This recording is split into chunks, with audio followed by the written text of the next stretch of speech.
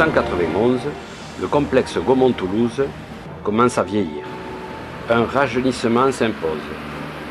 La direction décide de moderniser toutes les salles et de créer une deuxième salle Gaumont-Rama, et ainsi de passer au pilotage par informatique de toutes les cabines. Jetons avec nostalgie un dernier coup d'œil à la plus ancienne cabine de cet établissement qui date des débuts du Gaumont Palace. Découvrons son issue de secours avec son escalier sur pilotis.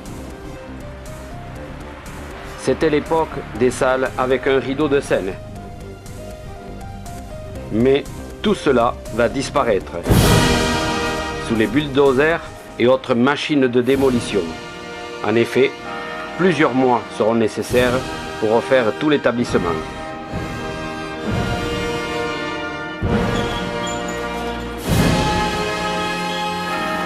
Il aura fallu une cisaille très performante pour venir à bout de certains éléments de la bâtisse. Le moment le plus délicat de cette démolition aura été d'enlever les escalators grâce à une grue géante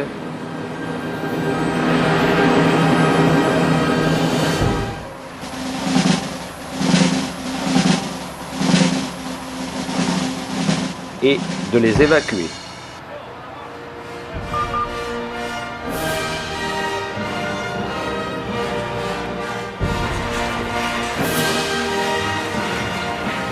Ce fut les plus grands travaux de Gaumont-Toulouse avant de devenir le premier multiplex.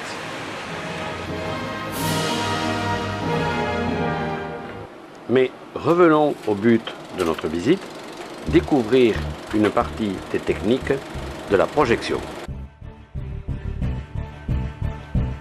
Sur ce type de cabine, le projecteur est alimenté par 3 plateaux d'une capacité de 4000 mètres. Le palpeur, sous vos yeux, régule le film grâce à un système électromécanique et envoie le film vers le projecteur. Le film s'enroule et se déroulera en partant toujours du centre. Il ne sera jamais rebobiné.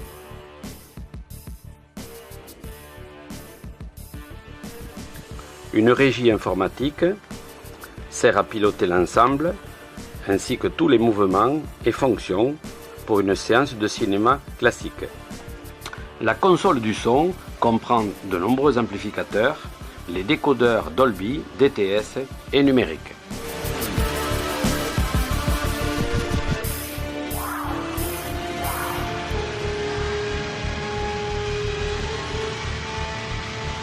Passons maintenant à un type de cabine plus délicat, la projection entièrement automatique sans opérateur. Ici, un très grand plateau supporte jusqu'à 6000 mètres de pellicule auquel est implanté un palpeur qui régule le débit du film et la vitesse du plateau grâce à plusieurs sondes électroniques. Le cheminement du film est assez compliqué. Après le passage sur un régulateur de débit, positionné sous le plateau, le film est acheminé par un certain nombre de galets en direction du projecteur.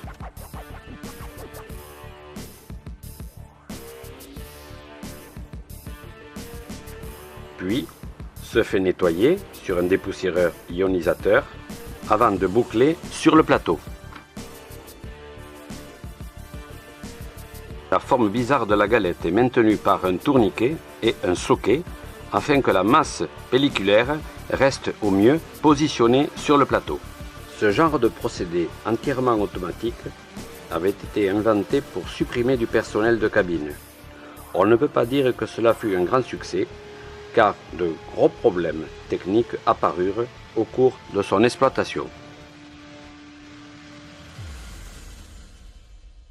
Dans ce genre de cabine, appelée aussi rock'n'roll, la présence de l'opérateur n'était pas indispensable.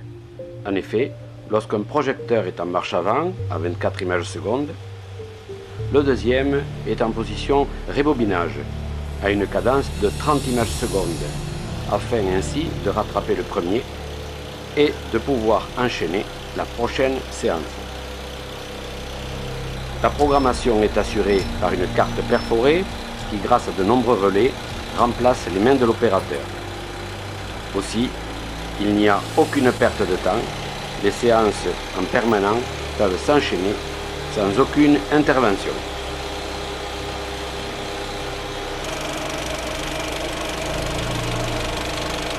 Mais l'opérateur garde toujours la main et peut pratiquer toutes les fonctions en manuel, comme un poste double, en cas d'un incident majeur.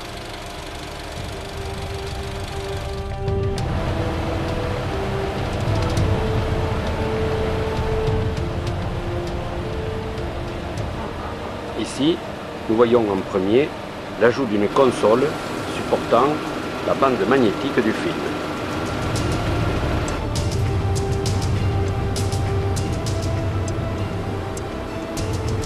Quant au projecteur, il nécessite une modification avec la mise en place d'un topper pour permettre la synchronisation lors de la projection en double bande.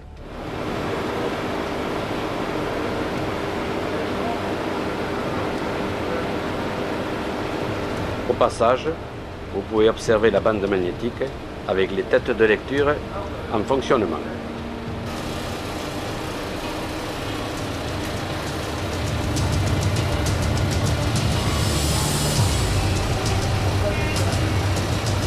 Ce genre d'exploitation est assez rare pour le signaler.